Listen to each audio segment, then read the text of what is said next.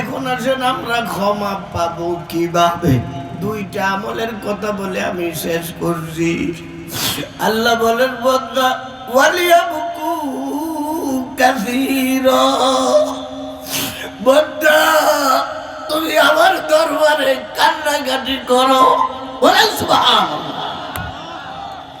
কান্নাকাটি করো, তোমার অতীতের গুনাহ সামনে রেখে আমার কাছে কান্নাকাটি করো। আল্লাহ বলেন দুনিয়ার সব কিছু সহ্য করতে পারি, গুনাহগার বান্দার চোখের পানি আমি আল্লাহ সইতে পারি না।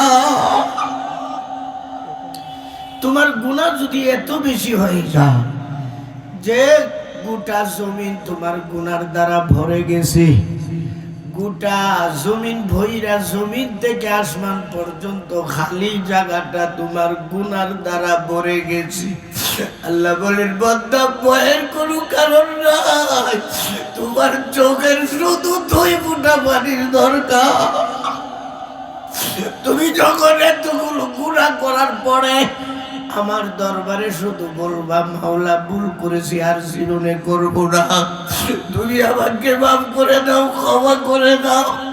আল্লাহ বলেন তুমি যা চেয়েছো তাও দেব, অর্থাৎ গুনাহ ক্ষমা করে দেব, যা চাও না তাও দিয়ে দেব। বলেন না সুবহানাল্লাহ। এখন প্রশ্ন, চাইলাম তো গুনাহ মাফ, চাই না কোনটা? আল্লাহ নিজেই বলে ইন্নাল্লাহা ইয়াগফিরুয যুনুবা জামিআ। শুধু 1 ফোঁটা চোখের পানির দরকার, কারণ গেছে 1 ফোঁটা চোখের পানির দরকার। চোখের পানির যে কি দাম! আল্লাহ বলেন বান্দা তুমি শুধু চাইছো তোমার গুনাহগুলো মাফ করার জন্য, আমি শুধু তোমার গুনাহ ক্ষমা করব না, গুনাহ পরিমাণ সওয়াব আমি তোমার আমলনামায় দিয়ে দিলাম। এতগুলো গুনাহ ক্ষমা করবেন, ক্ষমার পরে এই অনুপাতে সওয়াব আল্লাহ তোমার আমলনামায় দিয়ে দিবেন। স্বয়ং আল্লাহ কোরআনে বলেন ওয়ায়ুবাদদিলুল্লাহু সাইয়্যাতিহিম হাসানাত। সুতরাং নিজের চিন্তা করো, কিয়ামতের ময়দানে অঙ্গ প্রত্যঙ্গ তোমার বিরুদ্ধে সাক্ষী দেবে। এই কারণে আল্লাহর দরবারে কান্দো, কান্নার দ্বারা তোমার ভাগ্য পরিবর্তন হইয়া যা। मायूस ना हो अहले ज़मी अपनी खता से, तो कदीर बदल जाती है मुख्तार की दुआ से। पापी तापी बंदा के हो निराश जेन হয়, তপ্ত মনের দুয়ার ফলে তকদীর পাল্টায়। 1 নম্বরে কান্নাকাটি। গোটা কোরআনে 2টা বিষয় আল্লাহ বলছেন বেশি বেশি করো, বেশি বেশি কইরা তুমি করো। নামাজের কথা 82 জায়গাতে আছে, কিন্তু কোথাও অধিক পরিমাণে নামাজ পড়ো এই কথা আল্লাহ বলেননি। অধিক পরিমাণে রোজা রাখো, অধিক পরিমাণে হজ করো, অধিক পরিমাণে যাকাত দাও, অধিক পরিমাণে সদকা খায়ের করো, কোথাও আল্লাহ বলেননি। কিন্তু 2টা জিনিসের ব্যাপারে আল্লাহ বলেন ওয়ালিয়াবকু কাসীরা। বান্দা পরকালে যদি তুমি কাঁদতে না চাও, কবরে যাইয়া তুমি যদি কান্নাকাটি করতে না চাও, বান্দারে দুনিয়ার জীবনে আমি আল্লাহর দরবারে কান্নাকাটি করে আসো। যেহেতু তুমি একাই আল্লাহর দরবারে যেতে হবে, নীরবে বসে বসে কান্দো। হাদিস শরীফে রাসূল সাল্লাল্লাহু আলাইহি ওয়াসাল্লাম ইরশাদ করেন লা আনিনুল মুজনিবিনা আহাব্বু ইলাইয়া মিন জাজালিল মুসাব্বিহিন।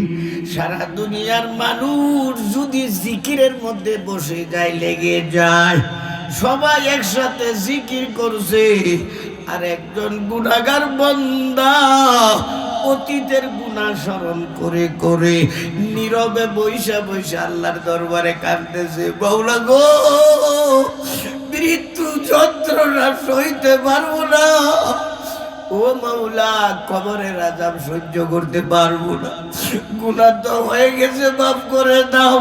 আল্লাহ বলেন, বান্দা তোমার চোখের দুই ফোঁটা পানি সারা দুনিয়ার সমস্ত মানুষের জিকিরের আওয়াজের চেয়ে তোমার চোখের দুই ফোঁটা পানি আমার দরবারে অধিক প্রিয়। বলেন না সুবহানাল্লাহ। এক নম্বরে কানবো, আর কান্না সবার আসে না। যাদের আল্লাহর দরবারে কান্নাকাটি করার তৌফিক হইয়া গেছে, মনে করবো আল্লাহ তোমাকে ধরে ফেলেছে, বলেন সুবহানাল্লাহ, তোমার আল্লাহ বেইজ্জতি করবেন না। দ্বিতীয় কথা হলো বুখারী শরীফের হাদিস 91 পৃষ্ঠা। আপনারা জানেন 7 প্রকারের লোকদেরকে আল্লাহ আরশে আজিমের ছায়ার নিচে জায়গা দিবেন। আরশে আজিমের ছায়ার নিচে যারা স্থান পাবেন তাদের থেকে আল্লাহ কোনো হিসাব নেবেন না। 7 নম্বর প্রকার কি জানেন? স্বয়ং নবী বলেন, ওয়ারাজুলুন যাকারাল্লাহ খালিয়া ফাফাজাত আইনা। ওই বান্দা বান্দি নীরবে বসে বসে আল্লাহর জিকির করছে, অতঃপর অতীতের গুনাহ স্মরণ করে মাওলার দরবারে এমন ভাবে কান্নাকাটি করেছে তার চোখের পানি বের হইয়া গেছে।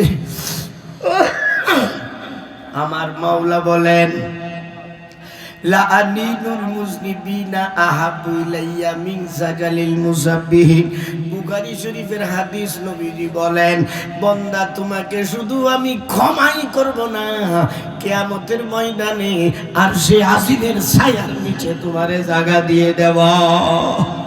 শেষ কথাটা বলতেছি, তাফসীর আদ-দুরুল মানসুর, তাফসীরে সুয়ুতি যারে বলে, হাফেজ জালালউদ্দিন সুয়ুতির লেখা সূরা ইব্রাহিমের 27 নম্বর আয়াত, ইউসাব্বিতুল্লাহুল্লাযীনা আমানু বিল কাউলি সাবিত, এই আয়াতের ব্যাখ্যা হযরত হাফেজ জালালউদ্দিন সুয়ুতি হাদিসটা উল্লেখ করছেন যে দিনের শুরুতে অর্থাৎ ফজরের পরে কেউ যদি শুধু লা ইলাহা ইল্লাল্লাহ 100 বার পড়ে নেয়, সারা দিনের মধ্যে যে কোনো সময় তার মরণ হবে, আল্লাহ তার ঈমানের সাথে মওত দান করবে।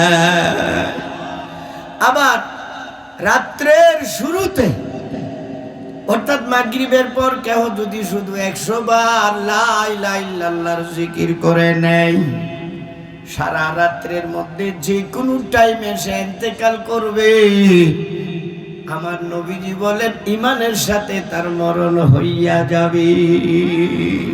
তুমি লা ইলাহা ইল্লাল্লাহ পড়ছই আধা ঘন্টা আগে, আজরাইল এসে গেছে, এই লা ইলাহা ইল্লাল্লাহ যদি তোমার জবান দিয়া বের হইয়া যায়, তুমি মুমিন জান্নাতি। বলেন সুবহানাল্লাহ। মান কানা আখিরু কালামিহি লা ইলাহা ইল্লাল্লাহ দাখালাল জান্নাহ। তুমি সারা দুনিয়ার ইবাদত বন্দেগী করছো, কিন্তু ইন্তেকালের আগে তোমার কলিমা নসিব হলো না, তুমি জাহান্নামী। আর সারা জীবন বদমাইশি করছো, গুনাহ করছো, আল্লাহর দরবারে এমন তওবা করছো, ইন্তেকালের সময় তোমার জবান দিয়া কলিমা নসিব হয়ে গেছে, তুমি জান্নাতি। আল্লাহ এই কথাগুলোর উপর আমল করার তৌফিক দান করুক, সবাই বলেন আমিন। আর কথা আমার তো রাজি আছে, হ্যাঁ 5 মিনিট পরে বলতেছে, হায় হায় হায়। এখন এখানে একটা কথা বলছি, মৌলানা যে বলছে জান্নাতে যাইতে চাইনি আমরা, হ্যাঁ। এখন আমি যদি মৌলানাকে একটা সুপারিশ করি, পীর সাহেব হুজুরকে, চিশতি সাহেব সুপারিশ করতেছে, কি সুপারিশ? যে আপনার পড়োশি একটা বিপদে পড়ছে, আপনি একটু হেল্প করেন, তো যথাসাধ্য চেষ্টা করবে আমার সুপারিশটা পূরণ করার জন্য। কথাটি ঠিক না? এখন আল্লাহ নিজে তোমার আবার একটা বিষয়ে সুপারিশ করছেন, চিন্তার বিষয়, কিন্তু আল্লাহ নিজে বলেন ওয়াশিরুহুন্না বিল মারুফ। হে আমার বান্দারা, আমার বান্দীদের সাথে ভালো ব্যবহার করবে। বলো সুবহানাল্লাহ। সহজে বলতেছি, বান্দি মানে আমাদের স্ত্রীগণ। আল্লাহ বলেন বান্দা তুমি একটু চিন্তা কইরা দেখো, মেয়েটাকে কত আদর যত্ন মহাব্বত সেবে লালন পালন করেছিল। বিবাহের আগে একটা রাত্রের জন্য কোথাও বান্ধবীর বাড়িতে থাকার অনুমতি দেয় না। বাড়িতে বড় মাছটা আম্মুর প্লেটে। বলে না সুবহানাল্লাহ। রাজকন্যা ছিল।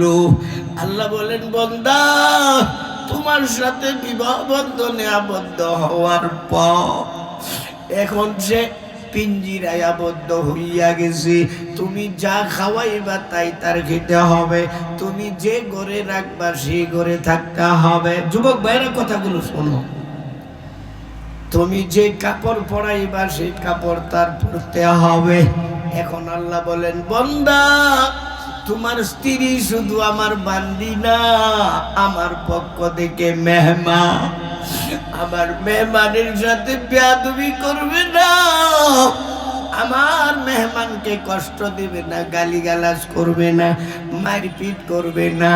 আল্লাহ বলেন বান্দা আমি আল্লাহ নিজে তোরে সুপারিশ করছি, আমার বান্দি থেকে যদি কোনো ভুল ভ্রান্তি হয়ে যায় তার থেকে প্রতিশোধ নিবে না। আমি আল্লাহর সুপারিশের দিকে তাকাইয়া তুই তারে ক্ষমা করে দিবি। আমি আল্লাহ ওয়াদা করলাম দুনিয়ার জীবনে তুই যদি তোর স্ত্রীর ভুল ভ্রান্তি ক্ষমা করে দেস, আমি কিয়ামতের ময়দানে তোরে মাফ করে দিব।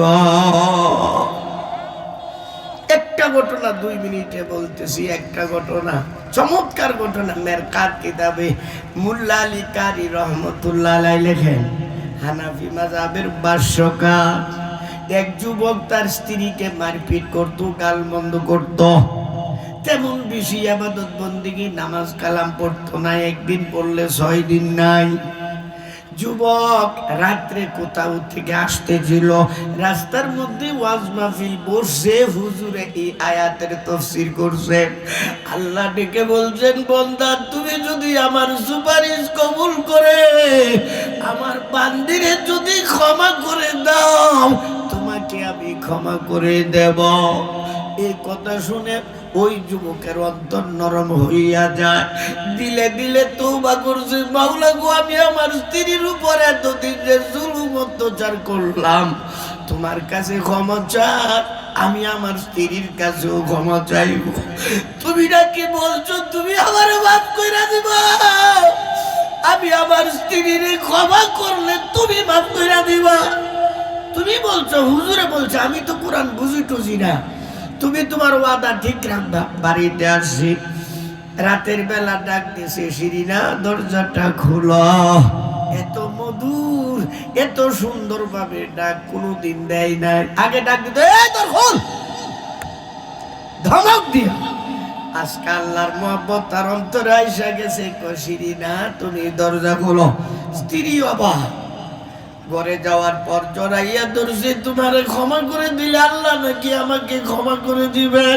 এতদিন তোমাকে আমি যে কষ্ট দিলাম, জুলুম অত্যাচার করলাম, তোমার কাছে ক্ষমা চাই, দয়া করে তুমি আমারে মাফ করে দাও।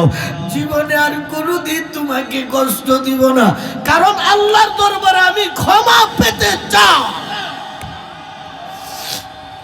এর কিছুদিন পর গোশত খাওয়ার তার মন চাইছে। এখন গোশত তো ওই সময় খুব কঠিন ব্যাপার ছিল, গরিব মানুষ 1 পয়সা 2 পয়সা করে আদাসের গোশত আনছে। কথা বুঝতেছেন তো? আদাসের গোশত আইনা বলছে ভালোভাবে রান্না করো, 2 জনে মিলে সুন্দরভাবে তৃপ্তি মিটায় খাবো।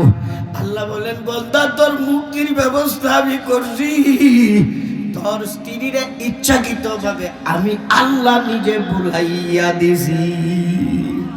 একবার ফাঁক করছে, লবণ মরিচ দিয়া চেক করছে ঠিক, আবার ভুলে ডবল ডবল দিয়া দিছে।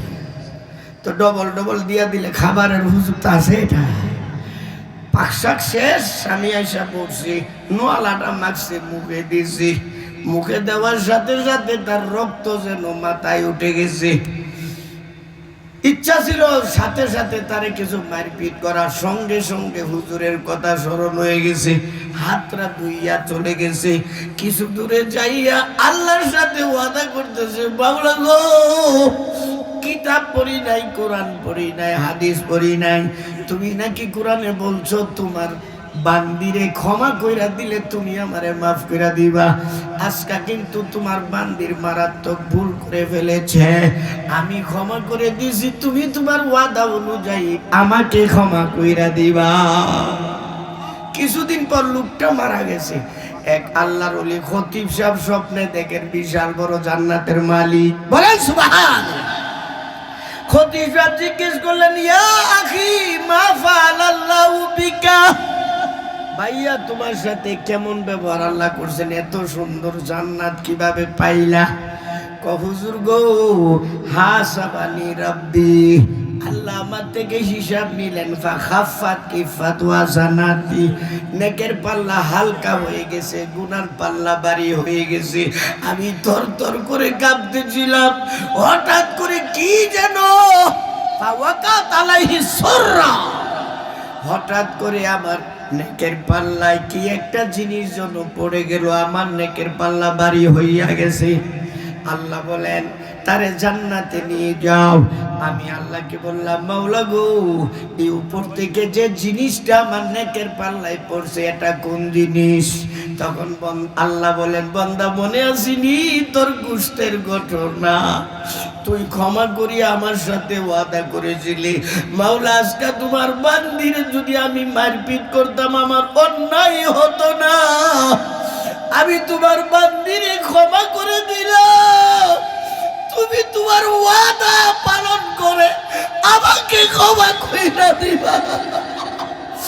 আমার মাওলা বলেন, ও বান্দা, তোমার এই দোয়াটা আমি তোমার নাজাতের জন্য সংরক্ষণ করে রেখেছি। বলেন না সুবহানাল্লাহ। এইভাবে যদি মার্জনার দৃষ্টিতে আমরা দেখি, আর স্ত্রীকে বলা হয়েছে স্বামীকে নাম ধরে রাখবা না, তুই তুকার করবা না, স্বামীর অবাধ্যতা করবা না, স্বামীর যা অর্ডার দেবে পালন করবা, স্বামীর মা বাবার ব্যাপারে বদনাম স্বামীকে বলবা না।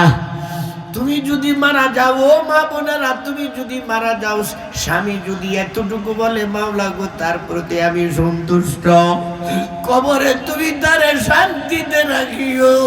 নবীজি বলেন, তোমার কবর আযাব মা। যে আলোচনা হয়েছে বুঝবার আমল করার তৌফিক দান করো, সবাই বলেন আমিন।